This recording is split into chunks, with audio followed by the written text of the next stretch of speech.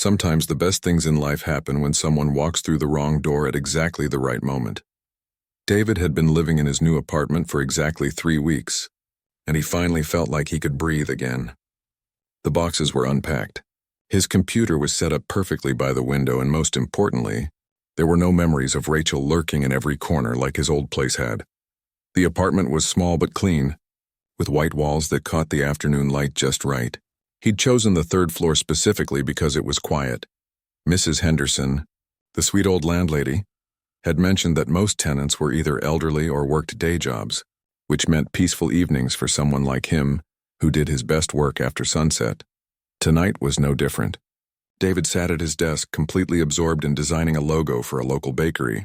The coffee shop downstairs had closed hours ago, and the building had settled into its usual evening silence. He loved these moments when the world felt manageable and small, when his biggest worry was choosing the right shade of blue for a design element. His fingers moved across the tablet with practiced ease. After 6 years as a freelance graphic designer, he'd learned to find comfort in the predictable process of creation. Sketch, refine, perfect, deliver. Unlike relationships, design problems had solutions that actually worked. The clock on his computer showed 11:47 p.m. when he heard footsteps in the hallway. They were light but quick, accompanied by the soft jingle of keys. David barely noticed, too focused on adjusting the curve of a letter that wasn't sitting quite right. Then he heard the key sliding into his lock. David froze, his stylus hovering over the tablet. That was definitely his door. He lived alone, and exactly 3 people had keys to his apartment: himself, Mrs. Henderson, and the maintenance guy who was at least 70 and definitely not climbing stairs at midnight. The lock turned with a soft click. His heart started beating faster. This was New York, after all, and even though the neighborhood seemed safe, you heard stories. David quietly saved his work and looked around for something he could use to defend himself. The best he could find was a coffee mug, which seemed ridiculous, but it was better than nothing. The door swung open. "Finally home," said a woman's voice, bright and slightly out of breath. "What a night. I swear, if Thomas changes that last scene one more time, I'm going to redesign his entire costume to look like a potato." David stared in complete shock as a young woman stepped into his apartment and closed the door behind her. She was wearing the most beautiful dress he'd ever seen, something that looked like it belonged in an old Hollywood movie, with layers of deep red fabric that caught the light from his desk lamp. She had dark hair pulled back in an elaborate style with tiny flowers woven through it. And her makeup was dramatic in a way that suggested theater or performance. She was stunning, but that wasn't what made David's mind go completely blank. It was the fact that she was standing in his living room, talking to herself, and apparently had no idea she was in the wrong place. Mrs. Henderson wasn't kidding about these apartments being identical, the woman continued, kicking off a pair of vintage heels that looked like they'd been made specifically for the dress. "I can barely tell the difference between mine and—" She looked up and saw David sitting at his desk, coffee mug raised like the world's most ineffective weapon. For about 3 seconds, neither of them moved. David felt like he was watching a movie where someone had paused the frame right at the moment of highest drama. The woman's eyes, which he now noticed were the kind of warm brown that reminded him of good chocolate, went wide with surprise. Then she started laughing. It wasn't a nervous laugh or an embarrassed giggle. It was the kind of deep, genuine laughter that made David realize how long it had been since he'd heard someone laugh like that. She put her hand over her mouth, but the laughter kept bubbling up anyway. "Oh my goodness," she said between laughs. "I'm so sorry. I am in completely the wrong apartment, aren't I?" David slowly lowered the coffee mug, feeling like his brain was trying to catch up with reality.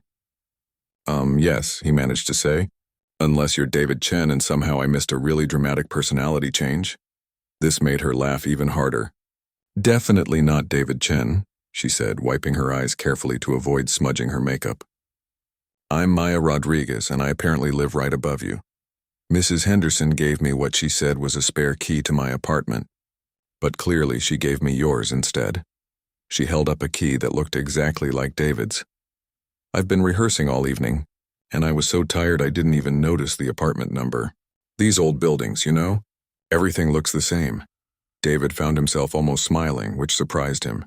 3 weeks ago, having a stranger walk into his apartment would have sent him into a panic attack.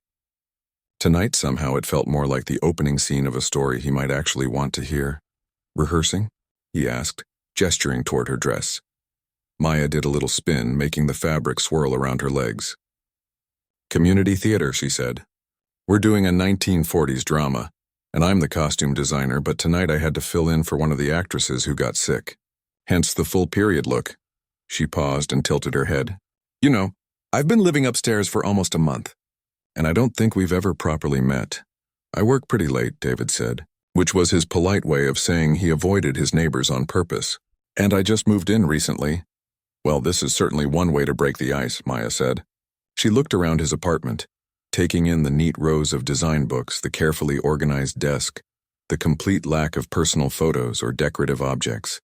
"You're very organized." David wasn't sure if that was a compliment or an observation.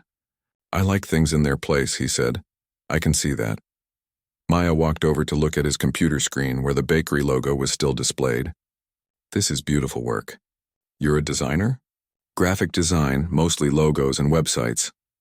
David surprised himself by adding, "What you saw there is for a bakery that's opening next month." Maya studied the design with genuine interest. "The colors are perfect. They make me think of fresh bread and Sunday mornings." She turned back to him with a smile. "You know, I might need to hire someone like you soon. The theater group is always looking for help with promotional materials, and most of us are better with fabric than we are with computers." David felt something strange happening in his chest, a kind of nervous excitement he hadn't experienced in months. "I could. I mean, if you need help, I'd be happy to take a look." "Really?" Maya's face lit up. "That would be amazing." She glanced around the apartment again, then back at him. "I should probably let you get back to work, and I should probably figure out how to get into my actual apartment." She walked toward the door, then paused and looked back at him. There was something playful in her expression, something that reminded David of the way people looked just before they told a really good joke. Maya gave him a slow, deliberate wink. "Thanks for being such a good sport about this, David Chen," she said. "I promise next time I'll knock first." And then she was gone, leaving behind only the faint scent of her perfume and the sound of her laughter echoing in the hallway. David sat in his chair for a long time after she left, staring at his door and trying to process what had just happened. His quiet, predictable world had just been turned upside down by a woman in a vintage dress who treated breaking into the wrong apartment like it was the most natural thing in the world. He looked back at his computer screen, but the bakery logo suddenly seemed less important than it had an hour ago. Instead, he found himself wondering what kind of promotional materials a theater group might need, and whether Maya Rodriguez always wore dresses that looked like they belonged in old movies. For the first time in months, David Chen was thinking about tomorrow. David woke up the next morning with Maya's laugh still echoing in his head. He'd barely slept, replaying every moment of their strange encounter. The way she'd spun in that dress, the way she'd looked at his design with genuine interest, and especially that wink she'd given him before disappearing into the hallway like some kind of beautiful mystery. He made his usual breakfast of toast and coffee, but instead of sitting at his desk to check emails, he found himself standing by the window, listening for sounds from the apartment above. He could hear footsteps, the occasional thump of something being moved, and what sounded like music playing softly. Around 10 in the morning, there was a gentle knock on his door. David's heart jumped in a way that surprised him. When he opened it, he found a plate of chocolate chip cookies on the floor with a note tucked underneath. The handwriting was flowing and artistic, the kind that suggested someone who still wrote real letters instead of just typing everything.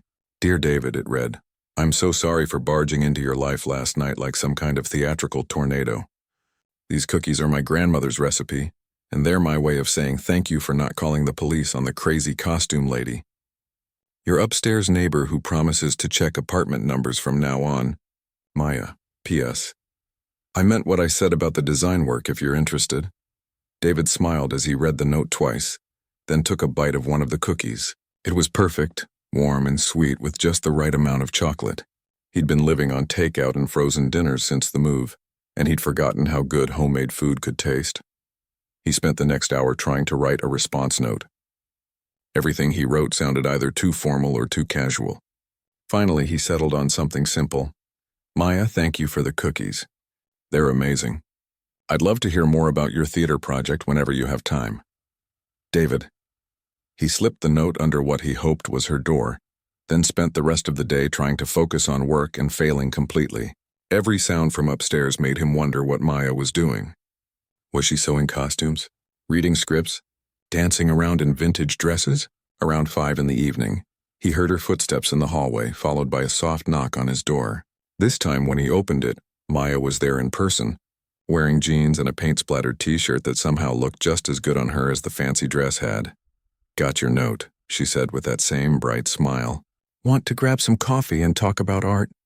They went to the little cafe downstairs, a cozy place David had walked past dozens of times but never entered. Maya ordered something complicated with foam art on top, while David stuck with plain black coffee. They found a table by the window and Maya pulled out her phone to show him photos from the theater production. "We're calling it Midnight in Manhattan," she explained, swiping through pictures of elaborate costumes and dramatic lighting. "It's about people finding love in unexpected places during World War II. Very romantic, very dramatic, very much the kind of thing that makes audiences cry happy tears." David studied the images, impressed by the attention to detail. Every costume looked like it had been researched and crafted with real care. "You made all of these?" "Most of them," Maya said proudly. "I have a small team, but I do the design work and the main pieces myself. It's like puzzle solving, you know? Figuring out how to make someone look like they belong in a completely different time period." "That's exactly what design is like," David said, surprising himself by speaking up so quickly. "Except instead of making people look like they're from another time, I'm trying to make businesses look like they have a personality." Maya leaned forward, genuinely interested. "Tell me about the bakery logo I saw last night." David found himself talking more than he had in weeks, explaining how he'd tried to capture the feeling of home and comfort in the design, how the colors were meant to suggest warmth and tradition. Maya listened with the kind of focused attention that made him feel like what he was saying actually mattered. "You know what I love about this?" Maya said when he finished. "You think about the emotions behind everything. Most people just want something that looks nice, but you're thinking about how it makes people feel." They talked until the cafe started closing, moving from work to travel to books, to the strange experience of being creative people in a world that didn't always understand creativity. Maya told him about studying costume design in college, about her dreams of working on Broadway someday, about the little theater group that had become like family to her. David shared more than he'd planned to, telling her about his decision to go freelance, about the freedom and uncertainty that came with working for himself. He even mentioned Rachel, though he kept it brief, just saying he'd recently ended a long relationship and was still figuring out what came next. "That's brave," Maya said simply. "Starting over is scary, but it's also kind of exciting, isn't it? Like you get to decide who you want to be instead of just being who you've always been." Walking back to their building, Maya suddenly stopped in front of the entrance. "I have an idea," she said. "What if you came to our next rehearsal? You could see what we're working on, meet the team, and maybe we could brainstorm some promotional ideas together." David felt that nervous excitement again, the feeling of standing at the edge of something new and potentially wonderful. "When?" "Thursday night, 7 o'clock. It's at the community center about 6 blocks from here. Very casual, very friendly. I promise no one will make you act in anything." "I'd like that," David said, and meant it. They rode the elevator up together, and when it stopped at Maya's floor, she turned to him with that playful expression he was already starting to recognize. "Thanks for the coffee and conversation, David Chen," she said. "I had more fun tonight than I've had in weeks." As the elevator door started to close, she gave him another one of those winks, and David felt something shift inside his chest. Like a door he'd kept locked for months was finally starting to open. Thursday couldn't come fast enough. David spent the next few days thinking about Maya's invitation and trying to remember the last time he'd been genuinely excited about meeting new people. Usually social situations made him nervous, but there was something about Maya's easy confidence that made him think maybe this would be different. He changed his shirt 3 times before leaving for the community center, finally settling on something casual but neat. The building was old and charming, with high ceilings and the kind of worn wooden floors that creaked pleasantly under his feet. He could hear voices and laughter coming from a large room at the end of the hallway. When he peered through the doorway, He saw about 15 people scattered around what looked like a makeshift stage area. Some were reading from scripts, others were adjusting costumes, and in the center of it all was Maya, gesturing animatedly as she explained something about a dress fitting. She spotted him immediately and waved him over with genuine enthusiasm. "Everyone, this is David, the graphic designer I told you about." The introductions were a blur of names and handshakes, but what struck David most was how welcoming everyone was. There was Carlos, the director, who thanked David for coming before he'd even said he could help. There was Mrs. Kim, who played the grandmother character and immediately started showing him pictures of her real grandchildren. There was Tommy, barely 18 and playing the male lead, who was so nervous about his upcoming scenes that David couldn't help but feel protective of him. "Want to see what we're working on?" Maya asked, leading him to a corner where several costume pieces were hanging on a portable rack. David was amazed by the craftsmanship. Up close, he could see the tiny details that made each piece special, the way Maya had aged certain fabrics to look authentic, the careful way she'd matched buttons and trims to create a cohesive look for each character. "This is incredible work," he said, running his finger along the intricate beadwork on an evening gown. "How long does something like this take?" "That one took about 40 hours, Maya said. "But I love every minute of it. There's something magical about creating something that helps an actor become someone else completely." They watched the rehearsal together, Maya pointing out moments where the costumes would be especially important. David beginning to understand how visual design worked in live performance. During a break, Carlos came over to talk about the promotional materials they needed. "We're doing this on basically no budget," Carlos explained. "Maya donated most of the costume materials I'm directing for free, and we're all just hoping people will come see the show. But we need posters, flyers, maybe something for social media." David found himself getting excited about the challenge. "What's your target audience? What feeling do you want people to have when they see your promotional materials?" For the next hour, they brainstormed ideas. David sketched rough concepts while Maya suggested color schemes and design elements that would match the show's 1940s setting. The other cast members gathered around, offering ideas and getting increasingly excited about the possibilities. "What if we made it look like an old movie poster?" suggested Lisa, who played the female lead. "Something glamorous but also romantic?" "Yes," Maya said, her eyes lighting up. "With that classic Hollywood font style, and maybe we could use a photo that looks like it's from the actual time period." David was already visualizing the design in his head. "I could create something that looks vintage but still works for modern printing and social media. Give me a few days to put together some options." As the rehearsal wound down, David realized he'd been there for over 3 hours, and it had felt like minutes. The cast members said goodbye like they'd known him for years, making him promise to come back next week. Maya walked him to the subway station, both of them energized by the evening's creative collaboration. "Thank you for tonight," she said as they waited for his train. "I could see you really connecting with everyone.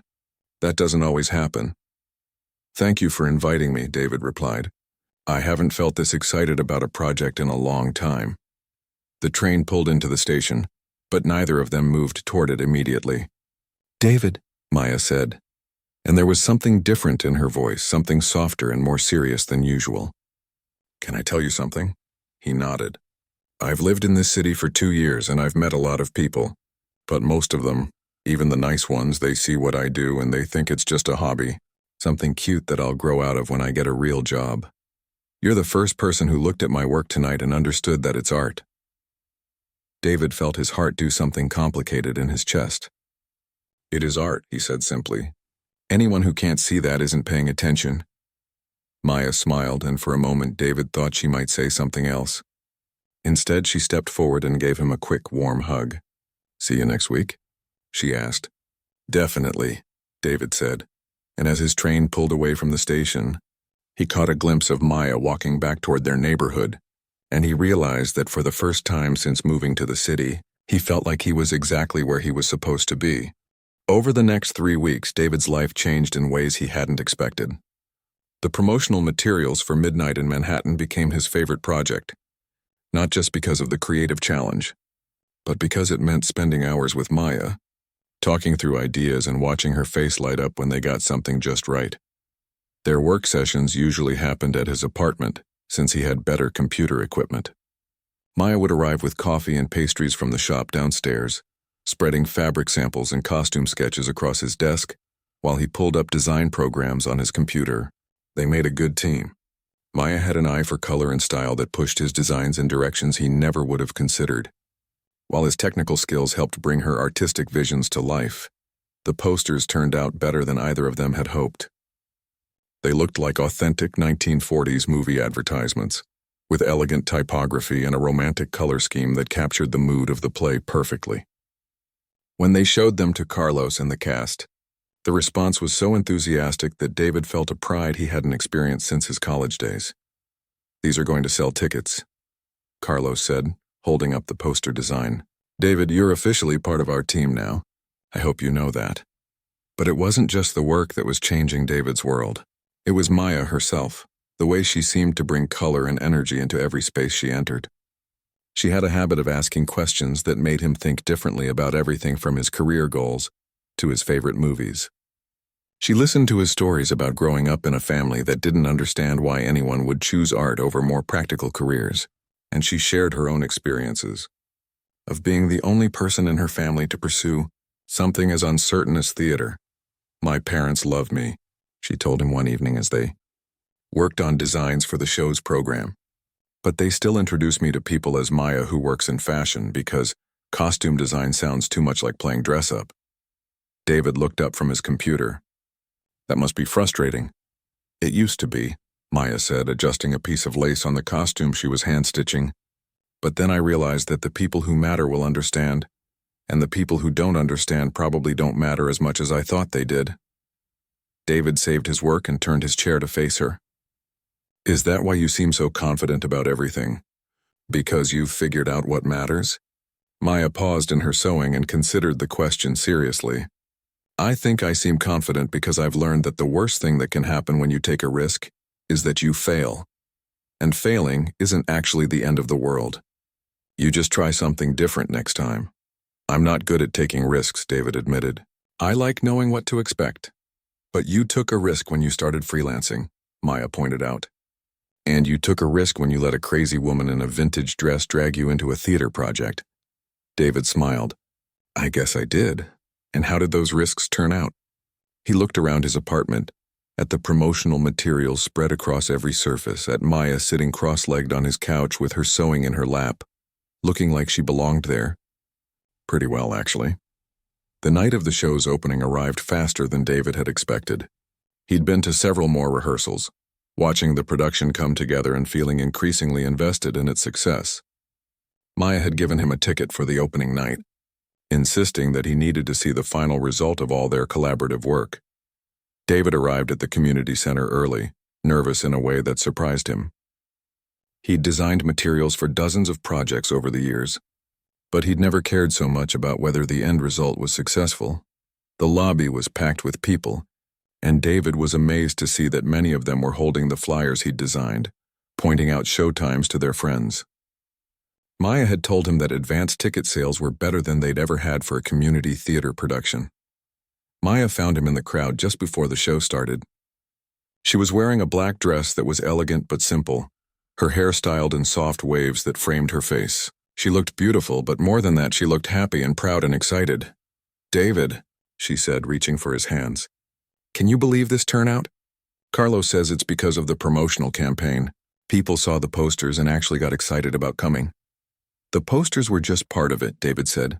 "People are here because you all created something worth seeing." The show was incredible. David had been to a few Broadway productions over the years, but there was something special about watching a story unfold when you knew the people telling it, when you'd seen the costumes being created stitch by stitch, when you'd helped design the materials that brought the audience to their seats. Maya's costumes were perfect. They didn't just look authentic to the time period. They helped tell the story, showing the audience things about the characters that weren't in the dialogue. David found himself noticing details that he'd watched Maya work on, understanding now how every choice she'd made contributed to the larger picture. During intermission, he overheard conversations around him, people talking about how professional everything looked, how much they were enjoying the story, how they planned to recommend the show to their friends. David felt a rush of pride, not just for his own contribution, but for being part of something that was bringing joy to so many people. After the final curtain call, the cast and crew gathered in the lobby for an impromptu celebration. David hung back at first, still not entirely comfortable in groups, but Maya spotted him and pulled him into the circle. "Everyone," she announced, "I want you to meet the person responsible for getting all of you here tonight. David designed all of our promotional materials, and he's the reason we sold out our opening weekend." The applause and thanks from the cast made David's face warm, but what really got to him was the way Maya was looking at him, with genuine affection and something that might have been pride. Later, after most of the crowd had dispersed, David and Maya walked home together through the quiet city streets. Maya was still buzzing with excitement from the successful opening, talking about the audience's reactions and the compliments the cast had received. "Thank you," she said suddenly, stopping under a streetlight near their building. "Not just for the design work, though, that was incredible. Thank you for understanding what this means to me, for caring about it as much as I do." David felt something shift between them, a change in the air that made his heart speed up. "Maya," he started to say, but she interrupted him. "There's something I need to tell you," she said, and there was something nervous in her voice that he'd never heard before. "I got a call yesterday. There's a big theater production starting in Chicago next month, and they're looking for a lead costume designer. It's exactly the kind of opportunity I've been dreaming about." David felt like the ground had moved under his feet. "That's incredible," he managed to say, and he meant it, even though something inside him was starting to panic. "It would be for at least a year," Maya continued. "Maybe longer if the show does well. It's the kind of job that could change everything for me professionally." "You have to take it," David said quickly, too quickly. "It's exactly what you've been working toward." Maya studied his face in the streetlight. "Is it?" David forced himself to smile. "Of course it is. This is your big break, Maya. You'd be crazy not to take it." But even as he said the words, David was already starting to build walls around his heart, already preparing himself for another goodbye. Another person leaving his life just when it was starting to feel like home.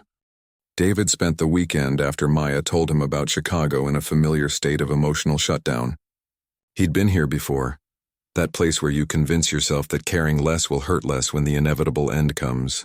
He threw himself into work, taking on 3 new projects and staying at his desk until his eyes burned from staring at the screen. Maya knocked on his door Sunday evening, but David pretended he wasn't home. He heard her try the handle and call his name softly, but he stayed silent until her footsteps retreated back upstairs. The truth was, he was afraid that seeing her would break down the careful distance he was trying to create. Monday morning, he found another note slipped under his door. This one was different from the first one she'd left him, less cheerful and more concerned. "David, I feel like I said something wrong on Friday night. Can we talk?" "Maya." He didn't respond to the note either. By Tuesday, Maya had apparently had enough of his avoidance strategy. She knocked on his door at 7 in the evening and didn't leave when he didn't answer. "David Chen," she called through the door. "I know you're in there because I can see the light from your computer under the door, and Mrs. Henderson told me she saw you come home an hour ago. We need to talk." David sighed and saved his work. He could ignore notes and knocks, but he couldn't ignore Maya when she was determined to have a conversation. When he opened the door, she looked frustrated and hurt in a way that made him feel terrible. "What's going on?" she asked, walking past him into his apartment without waiting for an invitation. "Friday night we were celebrating the show's success, and since then you've been acting like I have some kind of contagious disease." David closed the door and leaned against it, trying to find words that wouldn't reveal how scared he was. "I've just been busy with work." "Don't lie to me," Maya said, turning to face him with her hands on her hips. "I know what this is about. You're pushing me away because I told you about Chicago." "I'm not pushing you away," David said, but even he could hear how unconvincing he sounded. "Yes, you are," Maya said, her voice getting louder. "You're doing exactly what people do when they're afraid of being left behind. You're leaving first." David felt something crack open inside his chest. "So what if I am?" he said, louder than he'd intended. "You're going to Chicago, Maya. You're going to take this amazing job and start your real career, and I'm going to be the guy you used to know who helped you make some posters. I'm just being realistic about what that means." Maya stared at him for a long moment, and David could see her working through something in her mind. "You think I've already made up my mind," she said finally. "Haven't you?" David asked. It's the opportunity you've been dreaming about. You'd be crazy not to take it. You know what's crazy? Maya said, stepping closer to him. What's crazy is that I spent the entire weekend trying to figure out how to tell you that I don't want to go. David felt the world shift again, but this time in a completely different direction. What? I don't want to go to Chicago, Maya repeated more quietly this time. I thought I did right up until the moment I had to tell you about it. And then I realized that all those dreams I had about working on big productions and building my career, they were about proving something to other people. They weren't about what would actually make me happy. David pushed himself away from the door, trying to process what she was saying. But it's your big break. Maybe it is, Maya said. Or maybe my big break was walking into the wrong apartment 3 months ago and meeting someone who understands what I'm trying to create. She walked over to his desk, where several sketches for new theater projects were scattered alongside his regular work. Look at this, she said, gesturing to the papers. Look at what we've built together. The theater group wants us to design materials for their entire season. Carlos is talking about starting a second company, and he wants us to be part of it from the beginning. We're creating something here, David. Something that belongs to both of us. David felt the walls he'd built around his heart starting to crumble. But what if you regret it? What if you look back in 10 years and wish you'd taken the Chicago job? Maya walked back over to him, reaching for his hands. What if I take the Chicago job and spend the next 10 years wishing I'd stayed here with you? David looked down at their joined hands, then back up at her face. With me? Maya smiled, and it was the same bright, confident smile she'd given him that first night. But now it had something else in it too, something that looked like love. With you, she said, if you'll have me. If you can stop running away long enough to see that I'm not going anywhere unless you make me. David felt something in his chest that was bigger than relief, bigger than happiness. It was the feeling of coming home to a place he'd never been before. I don't want you to go to Chicago, he said quietly. Good, Maya said, stepping even closer. Because I already turned down the job. You did? I called them yesterday and told them I had other commitments. More important commitments. David reached up to touch her face, hardly believing this conversation was real. Are you sure? Instead of answering with words, Maya stood up on her toes and kissed him. It was soft and warm and tasted like the possibility of every good thing he'd been too afraid to hope for. When they broke apart, Maya rested her forehead against his and gave him one of her trademark winks. I'm sure, she said. Besides, someone has to keep you from turning into a hermit who only talks to his computer. David laughed, wrapping his arms around her. I love you, he said, surprising himself with how easy the words were. I love you too, Maya replied. Now want to help me design the poster for next month's show? Carlos wants something with a 1920s theme. And I have some ideas that are going to knock your socks off. David looked around his apartment, at the evidence of their creative partnership scattered everywhere, at Maya standing in the middle of it all like she'd always belonged there. 6 months ago, his biggest goal had been finding a quiet place where he could work alone and avoid any complications. Now he couldn't imagine wanting anything more than this beautiful, chaotic, wonderful complication that had walked into his life without knocking and changed everything. Let's get started, he said. And Maya's answering smile was brighter than all the stage lights in the world.